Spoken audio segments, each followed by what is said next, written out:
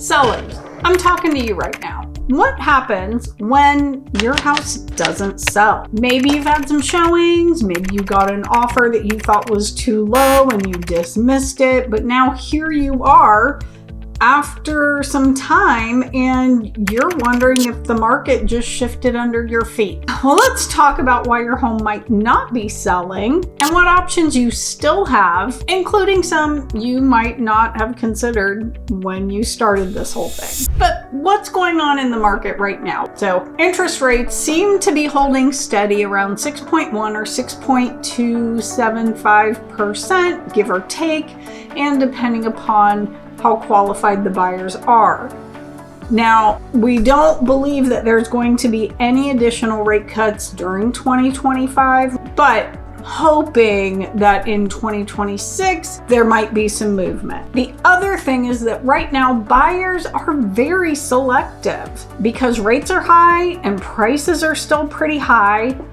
They won't say yes unless it's something that really moves them. Lastly, inventory is rising, even in the Cincinnati market. So homes that don't wow or are overpriced truly are just sitting. But it just means that pricing, condition, and strategy matter more than ever. Pricing. Now, if buyers are not showing up, the market really is telling you no one thinks your home is worth what price you put on it. So we have to remember that the price isn't really about what you want. It's about what a buyer is willing to pay for your home. Condition. Most all buyers right now are looking for move-in ready.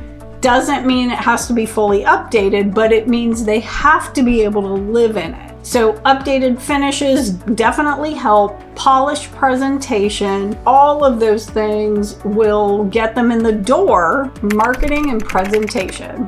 Now, a home can't just be listed. I mean, it can, but it really should be launched properly. Professional staging, high-end photography and video, even drone footage, storytelling that highlights the details that give people that little flutter in their heart when they hear about it. Okay, so let's say you've been on the market for a while, nothing seems to be happening. It doesn't look like the price you started with is going to work. Maybe you've done all the things, but what is holding you back? Are you romantic about a price or the time frame in which this is going to happen, maybe who was going to come along and purchase your house, or even what you were going to pay in buyer agent commission? I have seen all of these things affect a sale and it never goes well. This is really the time to kind of reflect on all of this and figure out what is holding you back. What are your true thoughts about how this is supposed to happen? At the end of the day,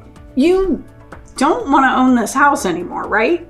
Is that not why we're doing all of these things? Strategic options. All right, are you still with me? Are you ready to get this thing done? Reevaluate and reposition. All right, sometimes it's not about starting completely over. Maybe there's fresh paint on the walls, but the trim didn't get the love it needed before it went on the market. Maybe we need to move some furniture out, do some additional cleaning, or, do actual staging, real or virtual. Just kind of depends on what is needed or what we can afford. So at this point, we will do a fresh pricing analysis and we're going to relaunch with some new visuals. I think the biggest mistake that people make is not updating their exterior photos to the season that you are in currently. And the same with signage. You want to keep it fresh. Don't say coming soon when you've already been on the market for 3 weeks. Rent it. Now, if you aren't getting ready, willing, and able buyers, but you have a low mortgage payment, no mortgage payment, could you offer the home for rent? Now, you do have to check with your HOA, make sure that's cool. I know it's not anyone's necessarily first choice. Most people want to get it done, but hear me out. I had a client a little more than a year ago. There was still building going on in the neighborhood that he was in. his home was like new, but there was no way that he was gonna get out of it what he really thought he should. It really felt like he was just gonna have to give it away to get it sold. So because interest rates were low when he built, we decided it made sense to just see if someone would want to rent it. So we had it for sale and for rent at the same time. We started getting more showings, and finally we found an extremely qualified tenant, but they wanted to stay there while their new home was being built, which is awesome because like they're homeowners. You want them to treat your home like it's theirs. Now, it's been more than a year. They are currently still there in the lease. Their home was not finished yet, but this past year when they agreed to extend the lease, they made it so it would come, that the lease would be up in the spring, which was just a much better situation for the owner because in the Cincinnati area, usually spring market is the busiest time and prices are a little bit higher. Also, by that time, hopefully, the building of single-family homes will be done in that area. So at this point, the owner is thrilled that they didn't give the house away, and there's someone there that's taking care of the home, and he's making a little bit of money on it.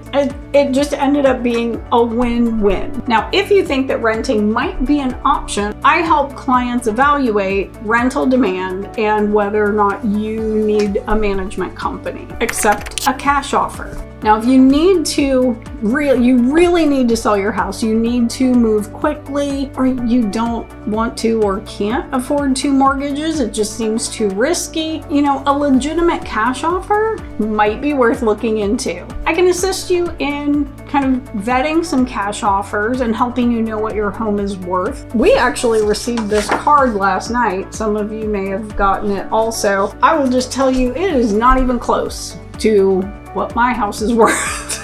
There is no way I would ever take it. So there's those types of folks out there as well. Usually they base their offer on what I owe. They've never been in my house.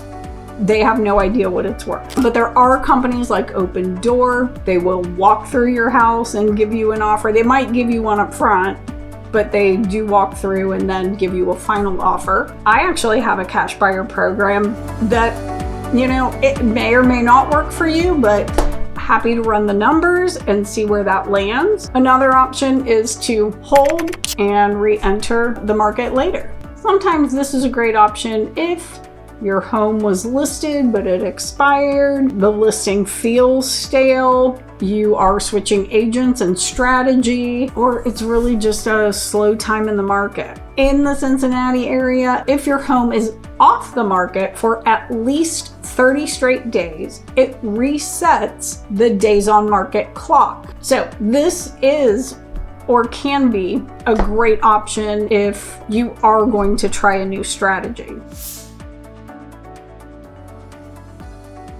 All right, so I know that was a lot, but the good news, you still have options. So whether that means just repricing and repositioning your home, exploring the option for listing for rent, or even looking at a cash offer, I'm happy to help you look at the numbers and find the best path forward for you. If you're in the Cincinnati or Dayton area and your home hasn't sold, reach out.